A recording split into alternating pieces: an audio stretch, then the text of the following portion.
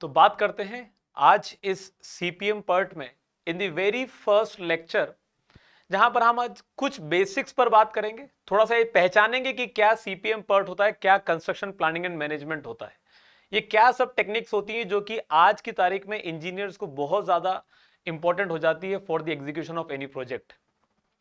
तो अगर हम इस सब्जेक्ट की शुरुआत भी करें तो उसके पहले थोड़ा सा इस सब्जेक्ट का जो थीम है वो हमारे दिमाग में बैठ जाना चाहिए कि हम एक्चुअली में किस डायमेंशन में सोचने की बात कर रहे हैं, हम किस डायरेक्शन में अपने आप को ले जाना चाहते हैं apart from the engineering field.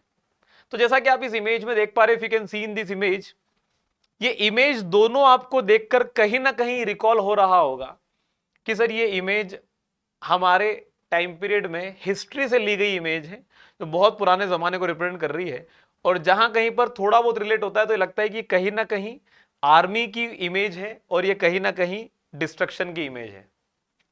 जी हाँ, मैं वही बात कर रहा हूं आपसे कि जब पूरे वर्ल्ड में there was the second world war, that is near the year 1939 और 1945 के बीच में, ये जो 6 साल का टाइम पीरियड था, इस 6 साल के टाइम पीरियड में पूरी दुनिया में जंग छिड़ी हुई थी। और इस टाइम पर देयर वर सिचुएशंस कि some of the nations were dealing with very less number of resource, very less number of resource, कम आर्मी उनके पास होना, रिसोर्सेस का प्रॉपर मैनेजमेंट नहीं होना। पहली बात, क्योंकि ये जो चीजें हैं ये चीजें हर साल नहीं होती है, हर बार नहीं होती है, इनको मैनेज करना बहुत मुश्किल हो जाता है।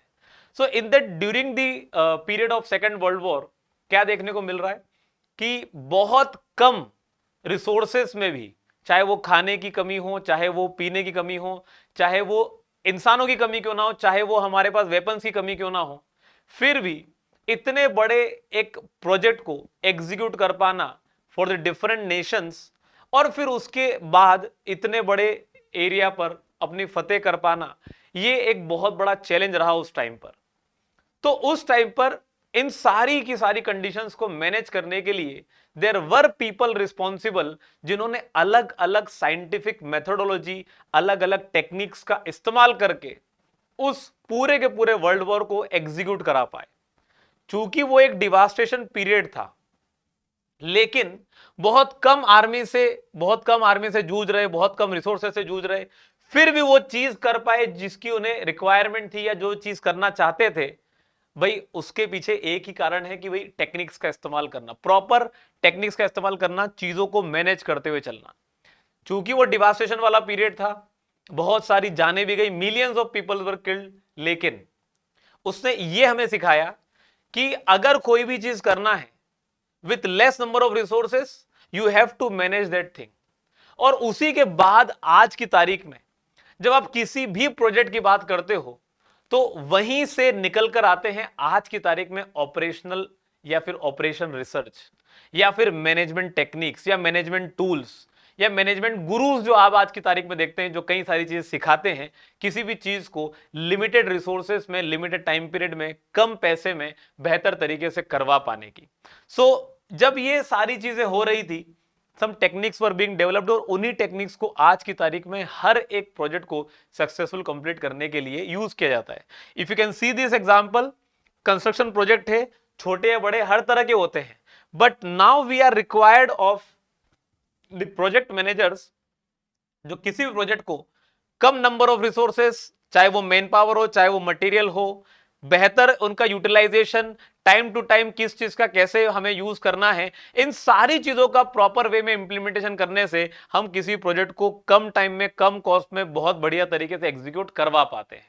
So this is what basically the subject completely deals with, construction planning and management, CPM. तो कंस्ट्रक्शन प्लानिंग एंड मैनेजमेंट मतलब कंस्ट्रक्शन करना है, उसकी प्लानिंग करना है, उसको प्रॉपर मैनेज करना है। ये सब कैसे किया जाता है, इसके लिए मैथमेटिकल टूल्स का इस्तेमाल होता है। तो चलिए ठीक है, बात करते हैं इसी सब्जेक्ट में आगे। If you talk about the history, जो मैंने आप लोगों से बात की है वही सारी चीजें यहां पर मेंशन्ड है। This is just the brief, ये कभी चीजें एग्जाम में नहीं पूछी जाती, but you should know about it कि सब्जेक्ट की शुरुआत कहां से होती है। If you talk about the introduction and the need of the CPM, subject की रिक्वायरमेंट पड़ी क्यों, कंस्ट्रक्शन प्लानिंग एंड मैनेजमेंट की रिक्वायरमेंट पड़ी क्यों। एक सिंपल सी बात है। अच्छा, एक चीज ध्यान रखिएगा, आपको सिर्फ वो हिस्ट्री वाला पार्ट जो मैंने मना किया है अभी कि वो कभी एग्जाम में पूछा नहीं जाता, तो उसे आप अभी सिर्फ अपने दिमाग में रखिएगा कि हाँ यहां से कुछ शुरुआत होती है। लेकिन अब तुम्हें इतने पूरे लेक्चर में, चाहे वो कब तक भी लेक्चर चलता रहे, कितने भी लेक्चर लगे, हर एक एक शब्द तुम्हारे लिए इंपॉर्टेंट रहेगा। इसे ध्यान से लिखते जाना, पढ़ते चले जाना, ध्यान रखते चले जाना, क्योंकि क्वेश्चंस कहां कहां से बनेंगे मैं आपको ये हर चीज इंडिकेट करता चला जाऊंगा। ठीक है, तो बात करते हैं कि हमें नीड क्यों है, सीपीएम की, कंस्ट्रक्शन प्लानिंग एंड मैनेजमेंट की नीड क्यों है।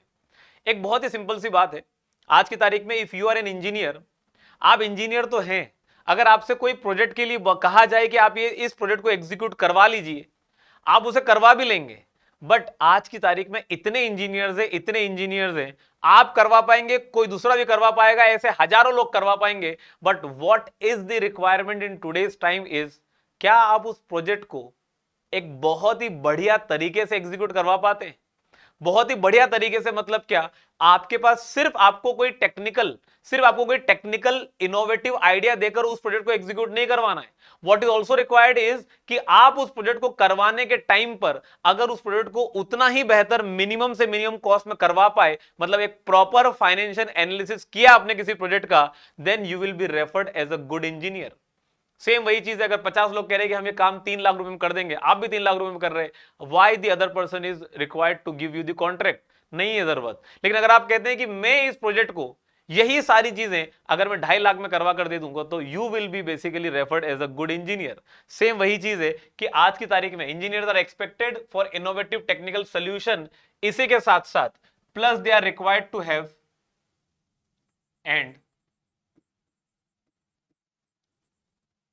Proper financial analysis and proper financial analysis, ये दो चीजों की रिक्वायरमेंट है। Engineers are expected of innovative technical solution, कि कोई भी चीज आप कर रहे हैं तो वो पूरे पुराने तरीकों से नहीं होनी चाहिए, it should have some the need, और या फिर हम कह सकते हैं कि कुछ नया होना चाहिए उसके अंदर। वहीं पर हमारे पास साथ में उसका प्रॉपर फाइनेंशियल एनालिसिस भी होना चाहिए। अब बात करते हैं कि कोई प्रोजेक्ट है, एक प्रोजेक्ट का हमारे पास अगर कहा जाए तो हैज वन स्पेसिफिक टास्क, एक टास्क होता है किसी प्रोजेक्ट का कि भाई वो जब भी चालू हो रहा है हमारे पास, should start at one specific point, एक किसी पॉइंट पर चालू होना चाहिए, और हमारे पास वो तब खत्म माना जाए जब उस प्रोजेक्ट को करने के सारे ऑब्जेक्टिव्स खत्म हो जाए, and when all its objectives are achieved. एक सिंपल सी बात करता हूं, जैसे कि फॉर एग्जांपल आप you are going to become an engineer और you are already an engineer, कुछ भी चीज हो सकती है। कल को जब आप अपनी आगे की लाइफ प्लानिंग करोगे, you will require a house, आप अब खुद सोचोगे कि मेरा अपना घर होना चाहिए। जिस दिन आप घर बनाने का प्लान कर रहे हो, आप नींव डाल रहे हो, या फिर आप जिस दिन स्टार्ट कर रहे हो प्रोजेक्ट कंस्ट्रक्शन का, तो आपने मान लो वहां पर कर लिया आपने कोई जो है वो पूजा। आज आपका पास काम चालू हो जाएगा, गड्ढा खुदेगा यहां से, और फिर यहां से काम चालू हो जाएगा, और काम चालू हो जाने के बाद every day the work is going to get executed, कहीं ना कहीं काम चलता रहेगा। आज हमारे पास गड्ढा खुदा, यहाँ पे एक्सकेवेशन वर्क हुआ है, कल से यहाँ पर फाउंडेशन वर्क होगा, भाई नींव डलेगी, फिर स्ट्रक्चर धीरे धीरे बनेगा, स्ट्रक्चर के एलिमेंट्स कंप्लीट होते चले जाएंगे, फिर थोड़े टाइम बाद हमारा घर जो है वो एक फिनिशिंग स्टेज में आएगा कि भाई टाइल वर्क हो रहा है, तो इलेक्ट्रिशियन का वर्क हो रहा है, प्लम्बिंग का वर्क हो रहा है, प्लास्टर वर्क हो रहा है, पेंट हो रहा है, everything is in the mode of finishing. और एक टाइम ऐसा आएगा कि जिस दिन आप ये कह दें कि हाँ now the work is complete, और वर्क कंप्लीट मतलब क्या, अब आप फिर वापस से आपने जिस दिन काम चालू किया था फॉर दी होप कि भाई सब कुछ अच्छा हो, तो आपने पूजा करी। अगेन जब आप घर में प्रवेश करने वाले हैं, सो यू अगेन रिक्वायर, फिर से आप जो है वो गृह प्रवेश की पूजा करवा रहे हैं। So what is happening is basically, कोई भी एक प्रोजेक्ट है, तो प्रोजेक्ट हम किसी भी प्रोजेक्ट को क्या कहते हैं कि भाई उसमें एक स्पेसिफिक टास्क होता है, कहीं से चालू हो और वो कहीं पर जाकर खत्म हो जब उसके सारे ऑब्जेक्टिव्स मीट हो गए हो। क्या आप ये गृह प्रवेश तब करा सकते हैं कि भाई आपने सोचा कि यार 3 महीने बाद गृह प्रवेश करवाना है, 3 महीने में only 70% of the work is completed, आप पता चले गृह प्रवेश के लिए एंटर कर गए हो, पूजा पाठ चल रही है, बाकी का काम चले जा रहा है कि इलेक्ट्रिशियन भी काम कर रहा है, प्लम्बर भी काम कर रहा है, चीजें अधूरी है। So how can you go up to the end of this project, सारी चीज अचीव ही नहीं हुई। बस वही चीज को ध्यान रखना होता है कि ये तो मैंने एक सिंपल सा एग्जांपल लिया है, कोई भी प्रोजेक्ट हम तब उसे प्रोजेक्ट कहेंगे जब वो हमारे पास किसी एक स्पेसिफिक पॉइंट पे चालू हो, and it's completed when all its objectives are achieved. ये बात बड़ा जरा ध्यान रखिएगा, एग्जाम में सवाल पूछ लेता है व्हाट इज अ प्रोजेक्ट। आपको समझ में आना चाहिए कि एक ऐसा प्रोजेक्ट जो किसी एक स्पेसिफिक पॉइंट पर चालू होता है और तब तक खत्म नहीं होता जब तक सारे उसके ऑब्जेक्टिव्स मीट ना हो जाए। अगर सारे ऑब्जेक्टिव्स मीट ना हो और पहले ही खत्म हो जाए then it is not going to be referred as a project. फिर वो हमारे लिए सिर्फ और सिर्फ एक जो है वो एक कोई भी एक काम हो जाएगा जिसको हमने एक बिल्कुल ही अनडिफाइनेड मैनर में कर दिया और हमारे लिए वो प्रोजेक्ट की कैटेगरी में नहीं आएगा। एक और भी बात ध्यान रख लेना, ये जो सब्जेक्ट हम पढ़ रहे हैं इस सब्जेक्ट में हमारा पॉइंट ऑफ व्यू हमेशा ये रहेगा कि हम किसी एक बहुत बड़े प्रोजेक्ट के एग्जीक्यूशन पे बात कर रहे वाले। आप कल को सोचे कि सर मैं कोई एक घर बनाना चाह रहा हूं छोटा सा, क्या उसमें भी सब कुछ जरूरत पड़ेगी? अगर सब चीज की जरूरत पड़े और प्रोजेक्ट सही से हो जाए तो then it is well and good. लेकिन छोटी छोटी चीजों के बारे में नहीं सोचना है कि सर मैं एक कमरा बनाने वाला हूं, एक घर बनाने वाला हूं, तो क्या होगा क्या नहीं होगा, वो सब छोटी चीजें हैं। हमें एज एन इंजीनियर बड़ी चीजों पे सोचना है, तो वो सारे एग्जांपल्स जो है वो उन बड़ी चीजों पे भी रिलेटेबल होंगे। चूंकि आप लोगों ने अभी तक बड़े प्रोजेक्ट्स नहीं अगर किए हो तो मैं छोटे छोटे एग्जांपल्स के थ्रू आप लोगों को आगे लेकर चलने वाला हूं। तो अगर बात करते हैं कि कोई प्रोजेक्ट है हमारे पास, तो प्रोजेक्ट क्या है? बहुत सारी इंटर रिलेटेड एक्टिविटीज का कॉम्बिनेशन। कोई चीज हो रही है, फिर उसके बाद कोई चीज हो रही है, फिर उसके बाद कोई चीज हो रही है, सब आपस में इंटर रिलेटेड है। तो इन सब इंटर रिलेटेड का कॉम्बिनेशन होता है लॉजिकल सीक्वेंस में एग्जीक्यूट होने वाली एक्टिविटीज कि पहले गड्ढा खुदेगा, मतलब एक्सकेवेशन वर्क होगा, फिर ही नींव डल सकती है, फिर ही हमारे पास प्लिंथ पे हम आ सकते हैं, फिर ही हम सेकंड फ्लोर पे या फर्स्ट फ्लोर पे जा सकते हैं। मतलब कि हर चीज का एक जो है वो लॉजिकल सीक्वेंस होगा। किसी प्रोजेक्ट के अंदर कोई भी चीज किसी भी टाइम पर ऐसा हो कि हो जाए ऐसा जरूरी नहीं है। Accomplishment of the desired objective, फिर से वही बात कर रहा हूं, accomplishment of the desired objective क्या है? प्रोजेक्ट जो चीजें कर रहे हैं वो अगर अचीव नहीं हो रही तो then it is not a project, it is a failure. आई बात समझ में? तो प्रोजेक्ट जो है वो हमारे पास एग्जाम में सवाल पूछ लेता है which of the following are true. तो combination of interrelated activities executed in logical sequence and accomplishment of desired objective, इनका सीक्वेंस पूछ लेता है कि क्या क्या चीजें हमारे पास कैसे कैसे होनी चाहिए। अगली बात करते हैं, एनी प्रोजेक्ट वेदर बिग और small has following three objectives. किसी भी प्रोजेक्ट की बात करो चाहे छोटा या बड़ा हो, उसके तीन ऑब्जेक्टिव्स होते हैं, एग्जाम में बहुत बार पूछा जाता है, आपको ध्यान रखना है। If you see this image, आपको क्या समझ में आ रहा है? अगर मान लो मैंने किसी लेबर को बोल दिया, डायरेक्टली लेबर को बुलाया कि यार एक घर बनाना, उसने कहा ठीक है बना दूंगा। लेबर जो है वो अपने मन से काम करती है, बहुत शॉर्ट अमाउंट ऑफ नॉलेज होता है, बहुत कम नॉलेज होता है, जितना वो कर सकता है करेगा, उसके बाद वो हाथ खड़े कर देता है। डायरेक्टली लेबर को बुलाकर काम करवाना चाहोगे तो the work is not going to get executed in a proper manner. ठीक है, पहली चीज तो ये। फिर दूसरी चीज, आप कोई भी काम कराना चाहते हो, for example if you are thinking कि मुझे घर बनाना है, अब घर बनाना है तो घर में मटेरियल लगता है और साथ में जो है वो मेन पावर लगता है। तुमने किसी का घर बना दो, उसने कहा घर बना दूंगा, आपने पैसे दे दिए, प्रोजेक्ट चालू हो गया, आप उससे 3 महीने बाद आके पूछ रहे हो कि घर कंप्लीट कब होगा? उसने कहा यार आपने कहा था घर बनाना है, कंप्लीट कब होगा ये मेरे को नहीं पता। What is this? मेरे को नहीं पता।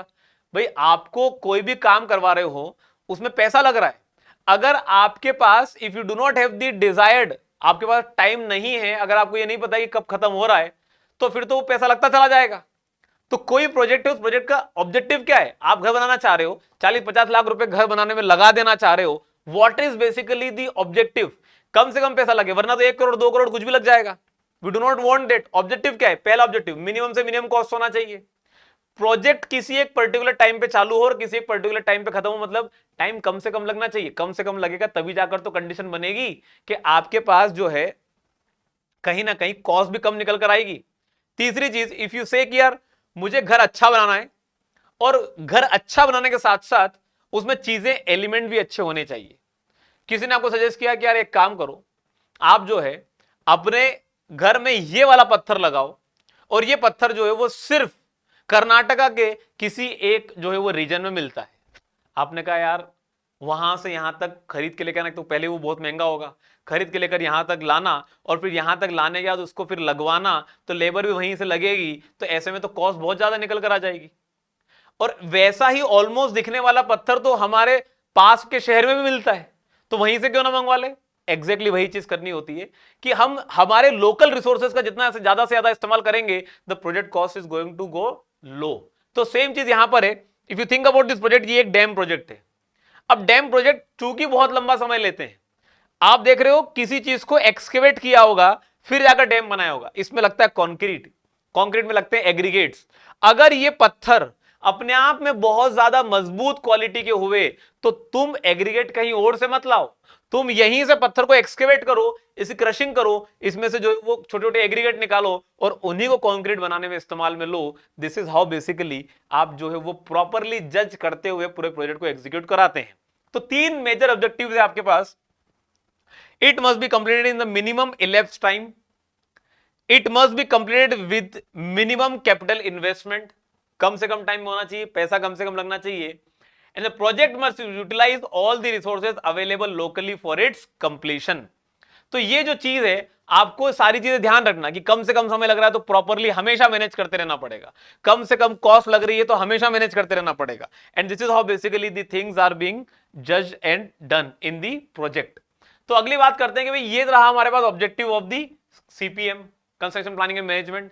अगर हम बात करें किसी भी प्रोजेक्ट को सक्सेसफुली कराने के लिए, अभी बात कर रहे थे किसी भी प्रोजेक्ट को सक्सेसफुली कराने के लिए, for example if you see this image, project अपने आप में बहुत बड़ा होगा, सक्सेसफुल अगर बढ़िया तरीके से करवाना है तो इतना सारा मटेरियल लगता है इसके अंदर और इतनी सारी लेबर लगती है।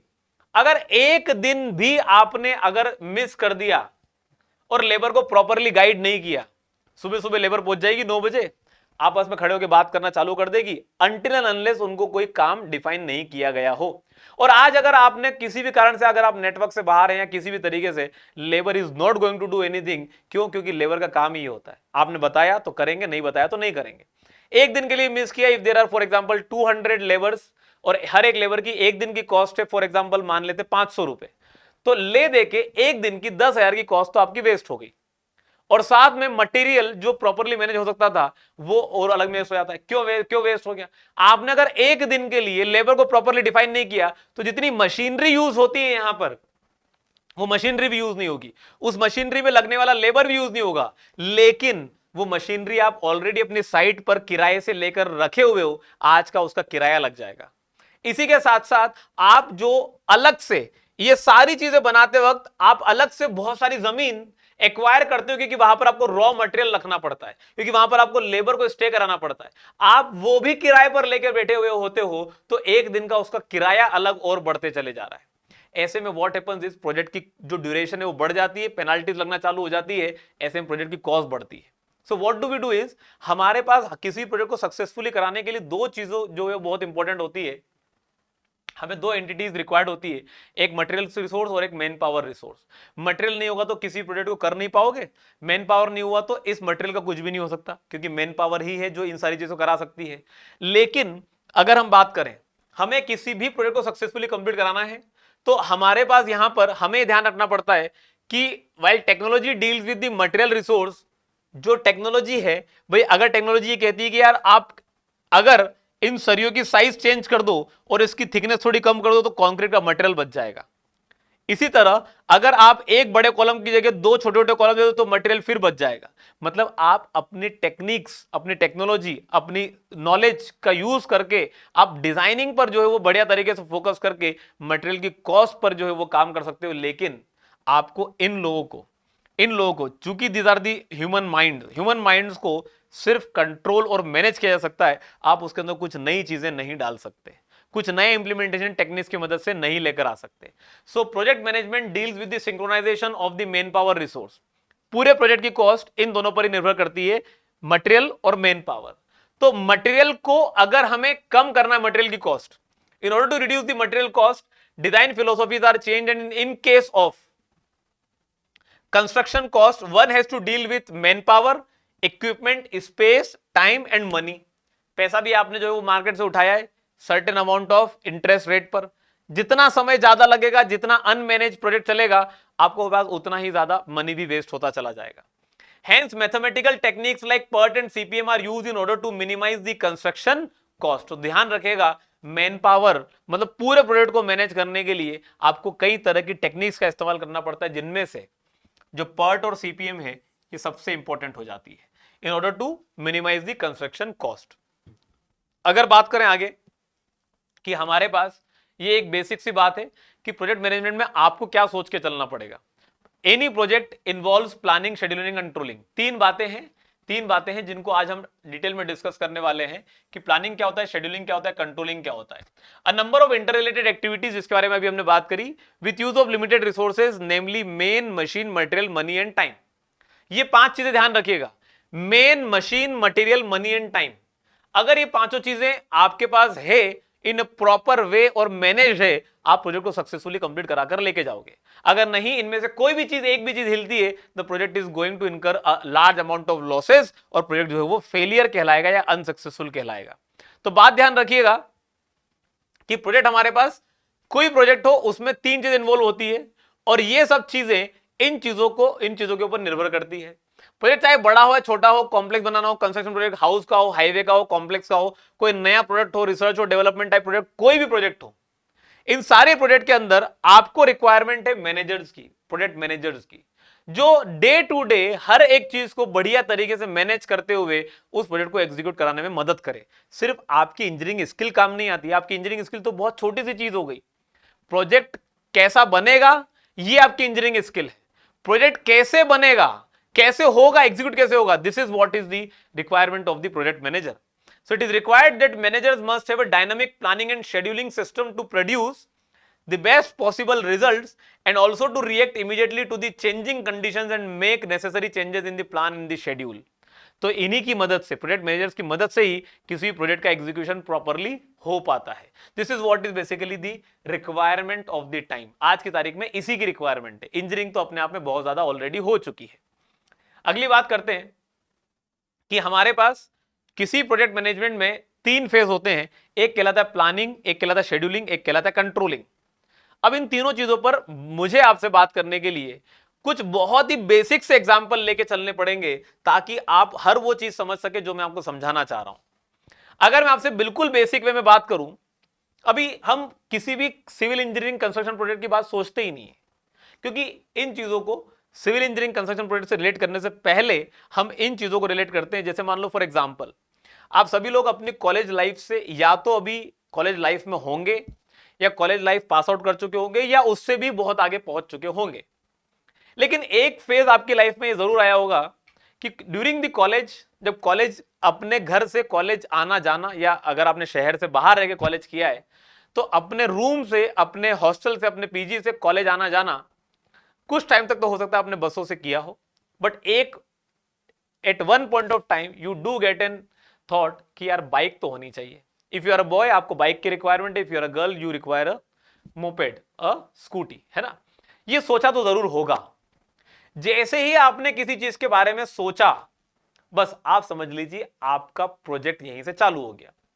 अगर आप घर बनाने का सोच रहे हैं, अगर आप घर बनाने का सोच रहे हैं, जैसे ही बनाने का सोचा कि नहीं यार मुझे घर चाहिए, अब मुझे घर चाहिए, तो जैसे ही आपने सोचा, द प्रोजेक्ट गेट्स स्टार्टेड. अब बात आती है कि सोचा तो क्या सोचा.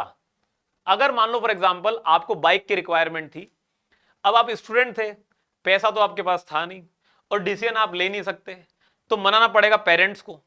तो पेरेंट्स को जब आपने सोचा कि मुझे बाइक चाहिए, तो इसके लिए ये अपने आप में एक प्रोजेक्ट है पूरा कि बाइक आ कैसे जाए.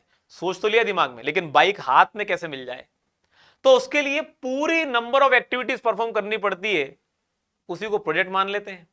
सेम चीज अगर आप सोचा मुझे घर बनाना है, तो घर बनाना है, तो घर बनाना सोचना से लेके घर बना हुआ रेडी हो जाए तुम्हारे सामने और तुम उसमें एंटर कर जाओ, दिस इज ऑल्सो प्रोजेक्ट. तो अगर मान लो तुमने सोचा कि यार मुझे बाइक चाहिए, तो आपने सोचा कि पेरेंट्स को कन्विंस करना पड़ेगा, और पेरेंट्स को कन्विंस करना पड़ेगा, तो पेरेंट्स पूछेंगे कि बेटा क्या दिक्कत है तुम्हें गाड़ी से, मतलब जो तुम बस से जा रहे हो, तो तुमने बहाना बना दिया कि मुझे कोचिंग करने की जरूरत है, तो उसके लिए टाइम ज्यादा वेस्ट हो जाता है, तो बाइक से आना जाना करेंगे. तो चालू करी, पहुंचे कॉलेज, कॉलेज से निकले, कोचिंग गए, कोचिंग से वापस रूम, और टाइम वेस्ट जो हो रहा था वो सब बच जाएगा.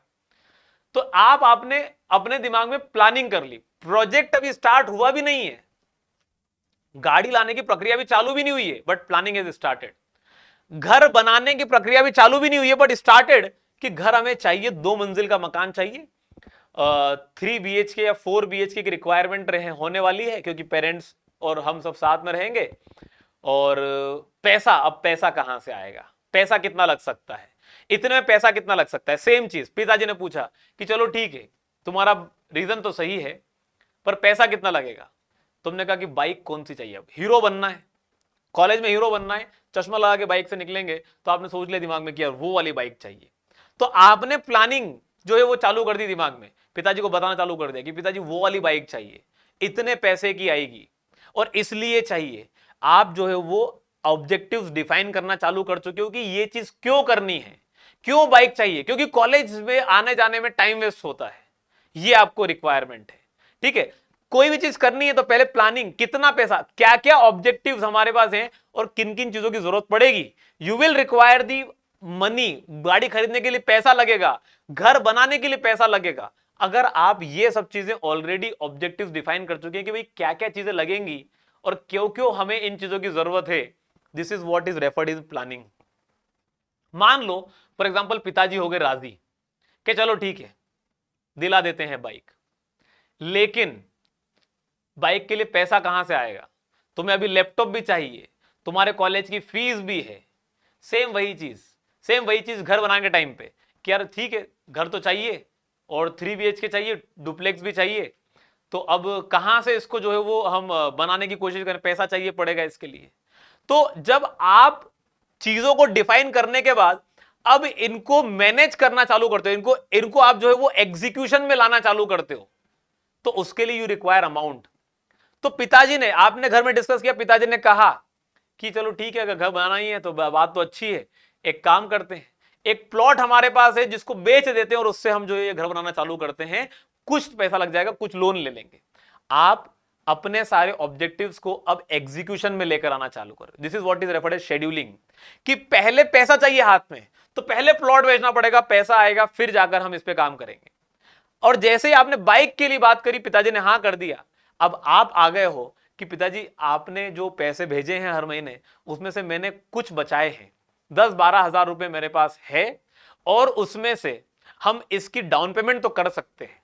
मतलब अब आप चीजों को एग्जीक्यूशन में लेकर आ रहे हो, तो डाउन पेमेंट तो कर सकते हैं। अभी भी गाड़ी आई नहीं, शोरूम पहुंचे नहीं हो, दिमाग में चल रही है सारी चीजें। फिर पिताजी ने कहा फिर बाकी का पैसा कहां से आएगा? तो आपने कहा पिताजी 1-2 हजार रुपए आप डाल देना महीने के, और मैं सोच रहा हूं कि मैं पार्ट टाइम कुछ थोड़ा बहुत काम कर लूं ताकि मैं उससे थोड़ा बहुत अमाउंट जनरेट कर सकूं और किस्तें तो भराना चालू हो जाएंगी। आप जो है वो चीजें अभी आई नहीं है, लेकिन वो चीजें कैसे होंगी आप उस पर अब बात करना चालू कर दे रहे हो। पहले वाले में क्यों चाहिए और क्या चाहिए सिर्फ इस पर डिसाइड किया, दूसरे में जो चाहिए वो कैसे आएगा, वो कैसे होगा, उन चीजों पे आप काम करना चालू करती हो। पिताजी ने पूछा फिर आपको महीने का पेट्रोल भी लगेगा? आपने कहा हाँ मैंने कैलकुलेट कर लिया है, 1500 रुपए महीने का पेट्रोल लगेगा, तो मैं यहां से वहां जाऊंगा, वहां से यहां जाऊंगा, तो इतना खर्चा आएगा। और उस चीज को मैनेज करने के लिए ठीक है वो है भाई मेरे पास प्लानिंग है, ठीक है हो गया। अब वहीं पर चीज है कि अगर आपने घर बनाने के लिए प्लॉट बेच दिया, आपने पहली डाउन पेमेंट कर दी, भाई किस्त हो गई, आपने जो है वो घर बनाना चालू कर दिया, अब आपने लोन ले लिया, आपने ये प्लानिंग कर ली कि लोन ले लेंगे तो जितनी सैलरी बन रही है उसमें से कुछ अमाउंट लोन में चुकाते रहेंगे, घर बनता रहेगा। This is what is referred as scheduling. जो चीजें होनी है उनकी भी आज प्रोजेक्ट स्टार्ट होने से पहले आपने पहले ही जो है वो उनकी डिफाइनिंग कर दी कि कौन सी चीज कैसे कैसे एग्जीक्यूट होगी। लेकिन व्हाट हैपेंड इज, जब आपने बाइक ले ली, अब बाइक ले ली तो दोस्त भी है साथ में, दोस्त कह रहा है तेरे पास बाइक है तू हमें घुमाने लेके चल, कहीं भी जाना है मार्केट जाना है तू लेके चल। अब ऐसे में व्हाट इज हैपनिंग इज, जो आपने सोचा था वो नहीं हो रहा है, उससे कुछ थोड़ी बहुत चीजें अलग हो रही है। तो अब जो खर्चा था आपका 1500 महीने का पेट्रोल का, अब वो जो है वो दिक्कत देने लगा है, 3000 रुपए पे चला गया है, आप मैनेज ही नहीं कर पा रहे हो। पिताजी ने जितना आपने बोला था उतना पैसा पिताजी दे रहे हैं, आपने पार्ट टाइम काम करना चालू किया, वहां से पैसा आ रहा है, और साथ ही साथ आप सारी चीजें मैनेज कर रहे हो, लेकिन एक्स्ट्रा जो खर्चे आ रहे हैं वो मैनेज नहीं हो पा रहे, चीजें डिस्टर्ब हो गई, चीजें फेल हो गई, जो आपने प्लान किया था, जो आपने शेड्यूल किया था, पूरा डिस्टर्ब हो गया है। महीने के 15 दिन में ही 1500 का पेट्रोल फूक जाता है और बचे 15 दिन आपको गाड़ी खड़ी करनी पड़ सकती है। The project has failed. Same चीज है, आपने प्लानिंग की थी कि यार हमारा घर इतने बन जाएगा, लेकिन जैसे जैसे आप आगे बढ़ रहे हो आपकी रिक्वायरमेंट्स अलग है, आप कह रहे हो कि नहीं यार मुझे डिजाइनिंग में ये चाहिए, मुझे टाइल्स ये वाली चाहिए, the cost are getting increased, और प्रोजेक्ट आधा ही हुआ है और चीजें डिस्टर्ब होना चालू हो गई है। चीजें डिस्टर्ब होना चालू हो गई है कि भाई जितना खर्चा सोचा था उससे तो ये डबल जा रहा है, व्हाट टू डू नाउ। आपने चीजें फिर सोच ली कि ठीक है अब हम चेंज करते हैं इसके अंदर, जो हमने फर्निश घर सोचा था वो फर्निश घर नहीं लेंगे, हम फर्निश घर नहीं बनाएंगे, हम सिर्फ एक फ्लोर फर्निश करेंगे, सेकंड फ्लोर को अनफर्निश रखेंगे। आप चेंज कर रहे हो। जो आपने प्लान किया था, जो शेड्यूलिंग की थी, अगर उसमें फिर से कुछ बदलाव लाने पड़ते हैं क्योंकि वो प्रॉपरली एग्जीक्यूट नहीं हो पा रहा है, उसे कहते हैं कंट्रोलिंग। आपने बोला कि यार दो यार देख यार तेरे साथ मुझे बार बार जाना पड़ता है, तू मार्केट भी लेके आता है, तू घूमने भी लेके आता है, पेट्रोल तू डलवाता नहीं है एक बार भी, तू पेट्रोल डलवा, 1500 का पेट्रोल तू डलवाएगा, 1500 का मैं डलवाऊंगा, कॉलेज भी साथ में आएंगे, कॉलेज भी साथ से आएंगे और सब कुछ करेंगे। चीजों को सही तरीके से एग्जीक्यूट कराने के लिए कोई चेंजेस करने पड़े, उन्हें कहा जाता है कंट्रोलिंग। सेम चीज यहां पर है। आपने सोचा बाइक चाहिए, क्यों चाहिए? क्योंकि कॉलेज आना जाना है, तो आपको फिर उसके लिए क्या करना पड़ेगा, आगे चल के आपको प्रॉपरली मेंटेन करना पड़ेगा, मैनेज करना पड़ेगा, बाइक रिपेयर करानी पड़ेगी, ये सब खर्चे आएंगे। आपने सब चीज प्लान कर ली, लेकिन जब सब चीज फेल हो गई, आपने सोचा कि नहीं अब जो है वो साथ में सब चलेंगे, तभी जाके खर्चे मैनेज होंगे, क्योंकि हमारे पास जितने खर्चे हमारे बाइक को मैनेज करने के हैं उतने तो हमारे पास जनरेट ही नहीं हो रहे हैं, तो हमें सबको मिलकर साथ में चलना पड़ेगा। कहीं भी जा रहे हैं सब लोग घूमने जा रहे हैं साथ में, क्योंकि सब लोग कॉन्ट्री कर रहे हैं पेट्रोल के अंदर, गाड़ी के मेंटेनेंस के अंदर, तभी जाके गाड़ी चल पा रही, वरना चल नहीं पाती। तो this is what is referred as controlling, rescheduling, चीजों की जो पहले प्लान की थी उनको दोबारा से चेंज करना अगर एग्जीक्यूशन नहीं हो पा रहा है तो। वहीं पर बात करते हैं प्लानिंग कब की जाती है, before starting of the project. कब की जाती है? Before starting of project. ठीक है, क्या करते हैं इसमें? Planning involves the setting, planning involves setting the objective of the project. क्यों करना चाहते हो ये, क्यों गाड़ी की जरूरत पड़ी, क्यों घर बनाना चाहते हो, और साथ में identifying various activities to be performed in determining the requirement of resources such as men material machine. तो घर बनाने के लिए भाई ऑब्जेक्टिव क्या है, हमने वेरियस एक्टिविटी डिफाइन कर ली कि हम घर बनाएंगे, 2 मंजिल का बनाएंगे, 3 BHK बनाएंगे, सब डिफाइन कर लिया। And determining the requirement of resources, क्या क्या चाहिए पड़ेगा, पैसा चाहिए पड़ेगा, क्या क्या रिक्वायरमेंट होगी, वो सब हमने पहले कर ली before starting of the project. फिर बात आती है शेड्यूलिंग की। शेड्यूलिंग भी कब होगी? क्या प्रोजेक्ट स्टार्ट हो गया? नहीं, before starting of project, before starting of the project. Project के स्टार्ट होने से पहले ही शेड्यूलिंग कर ली जाती है। Refers to laying out of the activities in actual order required for the completion of the project. घर बनाना है, पहले प्लॉट बेचना पड़ेगा, प्लॉट से पैसा आएगा, फिर घर बनाना चालू करेंगे। बाइक लेनी है, पहले से प्लान कर लिया कि मैं डेली 2 घंटे की पार्ट टाइम जॉब करूंगा, जो पैसा बचा है उससे डाउन पेमेंट करूंगा, कुछ 2-4 हजार 2-3 हजार रुपए पिताजी भेजेंगे, उससे फिर बाकी किस्त चुकाएंगे और पेट्रोल का खर्चा इतना आएगा। ये सारी चीजें पहले डिफाइन कर ली। Laying out of the orders, actual order जो है वो आपके पास, आपको पहले ही सब डिफाइन करना पड़ेगा। It also deals with allocation of resources for different activities involve in the execution of the project. Sorry. तो आपको अलग अलग एक्टिविटीज पहले ही डिफाइन करनी पड़ेगी, भाई कौन कौन सी चीज कराने में क्या क्या चीजें लगेंगी। यहां से यहां तक जाना, यहां से यहां तक जाना, यहां से यहां तक जाना, इतना पेट्रोल का पैसा लगेगा, वो आपने पहले ही डिफाइन कर लिया है। प्रोजेक्ट बनाना है, पहले हमें मशीनरी जरूरत पड़ेगी जो एक्सकेवेशन करेगी, तो उसका पहले किराया डिफाइन कर लिया, दिन डिफाइन कर ली, वो अलग हट गई। फिर इसके बाद हमें इतने लेबर की जरूरत पड़ेगी, ये लेबर ये वाला काम करेगी, फिर हमें इसके बाद जो है वो शंटिंग और शटरिंग वर्क की जरूरत पड़ेगी, तो फिर वो आएगी। हर चीज पहले से डिफाइन कर लेने से पता चल जाता है कि भाई आप जो है वो सही डायरेक्शन में जा भी पाओगे या नहीं जा पाओगे। रेफर्ड एज शेड्यूलिंग, जो कि स्टार्टिंग ऑफ द प्रोजेक्ट से पहले ही हो जाती है। Coming on to the third one, referred as controlling. Controlling कब की जाती है? Done during the project. क्या पहले से डिफाइन कर लोगे क्या कि यार प्रोजेक्ट एग्जीक्यूट नहीं हो पाएगा क्योंकि दोस्त जितने बिल्कुल भी खराब मिले हैं, जो है वो इतनी गाड़ी की 12 बजा देंगे कि भाई ऐसे में हमारे पास, हम गाड़ी को 15 दिन से ज्यादा लंबा चला नहीं पाएंगे, पूरा पेट्रोल फूका जाएगा 15 दिनों के अंदर। क्या ये पहले से प्लान कर लेंगे? नहीं, पहले से जो प्लानिंग होती है वो सारी चीजों को सही सही मायने में प्लान करके की जाती है, चीजें बिगड़ती हो बाद में। तो कंट्रोलिंग कब करनी पड़ती? Done during the project. ठीक है।